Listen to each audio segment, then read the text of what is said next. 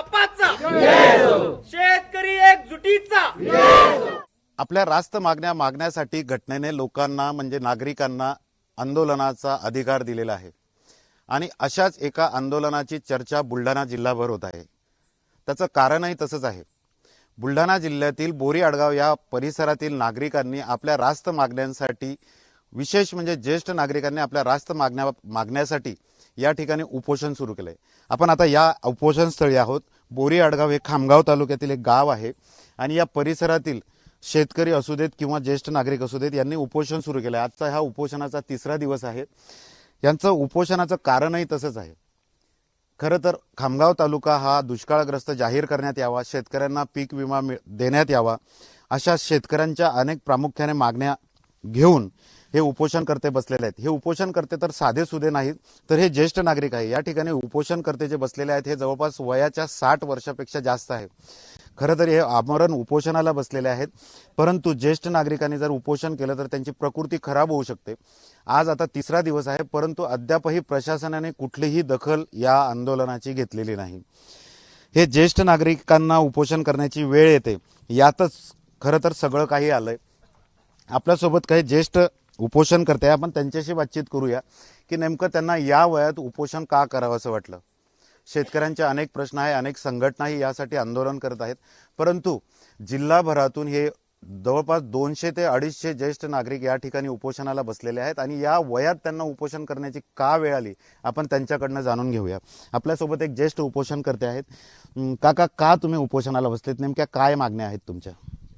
आमच्या मागण्या आहेत पूर्णपणे विमा 100% विमा मिळावा आणि खामगाव तालुका दुष्काळग्रस्त घोषित करावा। तिसरी मागणी आहे संपूर्ण शेतकऱ्याचा सातबारा कोरा व्हावा।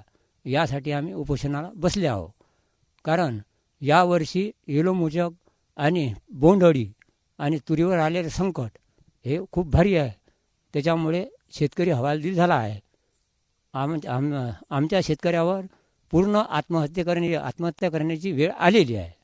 याकरिता आम्ही उपोषण करत आहोत आणि सर्व ज्येष्ठ नागरिक आहेत। पूर्ण गाव, दोन्ही गाव आमच्या बोरी आडगाव पाठीशी आहे। नाही, पण तुमचं खरं तर वय 60 पेक्षा जास्त आहे। आज तुम्ही अन्न पाण्याविना 3 दिवस झाले आहात, तुमची प्रकृती बिघडू शकते। शासनाने तुमची दखल घेतली आतापर्यंत? नाही, कोणत्याही प्रकारची दखल घेतली नाही। आणि मगाशी तहसीलदार साहेब आले, त्यांनी सांगितलं की बा कुठला हे दुष्काळ जाहीर झाला नाही आणि दुष्काळ धोळा जाहीर झाला तर त्याच्यात पूर्ण मागण्या नाहीत, कोणता क्लेम नाही आणि पीक कर्ज हे पूर्ण घोषित झालं नाही, जाहीरच झालं म्हणजे माफ झालं नाही। नक्कीच खरं तर हिवाळ्याचे दिवस आहे, या परिसरातही कडाक्याची थंडी आहे आणि अशा थंडीत हे ज्येष्ठ नागरिक गेल्या 3 दिवसापासून उपोषणाला बसलेले आहेत। आपल्यासोबत काही महिला उपोषण करत आहेत ज्या या आंदोलनाला पाठिंबा द्यायला आल्यात, आपण त्यांच्याशी बोलूया। मावशी, का तुम्ही उपोषणाला म्हणजे पाठिंबा द्यायला आल्यात? काय भावना आहेत तुमच्या? काय नेमकं उपोषणाला हे लोक बसलेले आहेत? आमच्या भावना हेच की तुम्ही सगळ्या तालुक्याला मदत दिली आणि आमचा खामगाव तालुकाच का वगळला? आमच्या खामगाव तालुक्याची तुमची काय दुश्मनगी आहे? आम्ही तुम्हाला भीक मागायला आलो, तुम्ही भीक वाढत ना आणि तुम्ही आम्हाला मतदान मागायच्या वेळेस भीक मागता। आता का आम्ही रिकामे आहो का तुम्हाला भीक वाढायला?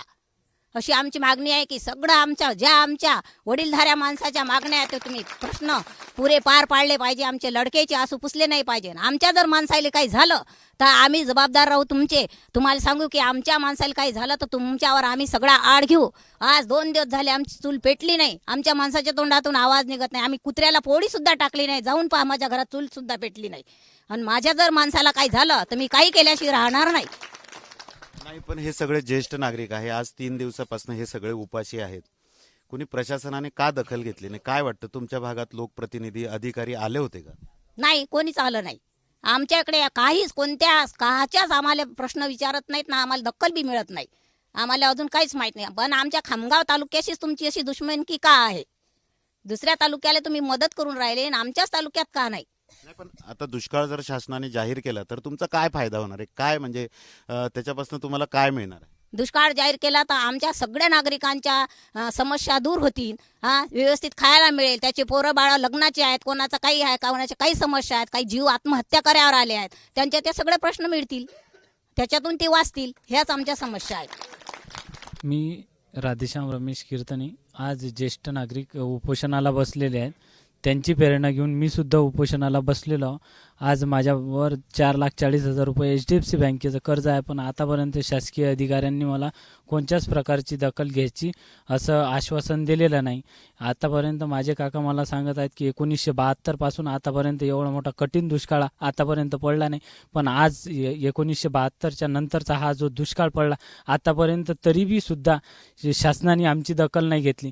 आमदार लोकांची पगार वाढ झाली, खासदार लोकांची पगार वाढ झाली, शेतकऱ्यांना कोणची मदत सुद्धा शासनाकडे उपलब्ध नाही.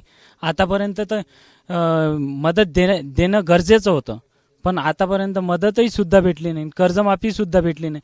जो पीक विमा शासनानं कोट्यावधी रुपये समजा कंपनीच्या तिजोरीत घातलेला आहे, तो कंपनीच्या तिजोरीत घातल्यानंतर सुद्धा आतापर्यंत दिलेले नाही आहेत. पीक विमा आम्हाला 100% गरजेचा आहे. विठ्ठल बन ठाकरे, मुक्काम पोस्ट बोरगाव. 2 झाले आम्ही उपोषणाला बसलेलो.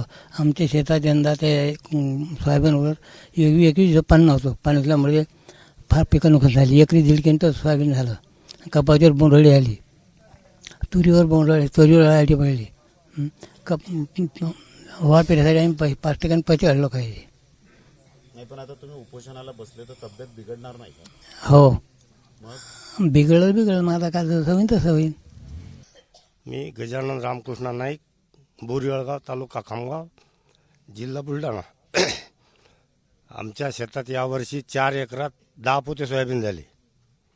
त्या सोयाबीनला 4,500 भाव आहे. त्या 4,500च्या भावामुळे आम्हाला आज आत्महत्या करण्याची पाळी आली. आता हे भाव नाही, मग कोणता मदत नाही शासनाची. हे शासन आता काय म्हणजे आम्हाला का मारून टाकायला बसेल आहे का काय? त्यासाठी आम्ही आंदोलन चालू आहे आमचं, अमर उपोषण. आम्ही मेलो तरी चालते. मी अमोल पाटील, स्वाभिमानी शेतकरी संघटना खामगाव. आज खऱ्या अर्थानं मी या शेतकरी मायबापाच्या, माझ्या गावातील जे शेतकरी मायबाप, वयोवृद्ध मायबाप जे याला बसले, उपोषणाला बसले, त्यांना पाठिंबा देण्यासाठी आम्ही स्वाभिमानी शेतकरी संघटनेच्या वतीने आलो. खरं तर आज लाज वाटते या आमदारांना, या खासदारांना फक्त मतदानाच्या वेळी आमच्या दारा दिसतात.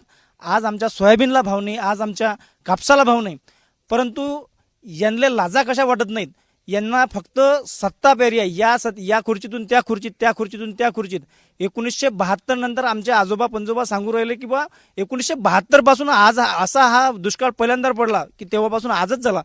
तरी म्हणजे त्यांचे ज्यावेळेस त्यांना नातवंड खेळवण्याचे दिवस असतात, त्यांना जर या अवस्थेत जर उपोषणाला जर बसायची वेळ येत असेल तर खऱ्या अर्थानं लज्जास्पद आहे. या सरकारला लाज वाटली पाहिजे.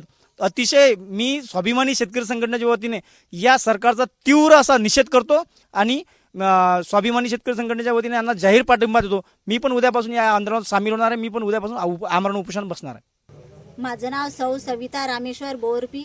मी राहणारी बोरियळगाव येथील एक साधारण नागरिक आहे. या उपोषणाचं कारण एवढं असंच की शेतकरी, सरकार म्हणतो शेतकऱ्याला उभ्या जगाचा पोशिंदा, उभ्या जगाचा तो पोशिंदा आहे, पण त्याचा पोशिंदा कोण आहे? त्याच्या मागण्या का पूर्ण होत नाहीत?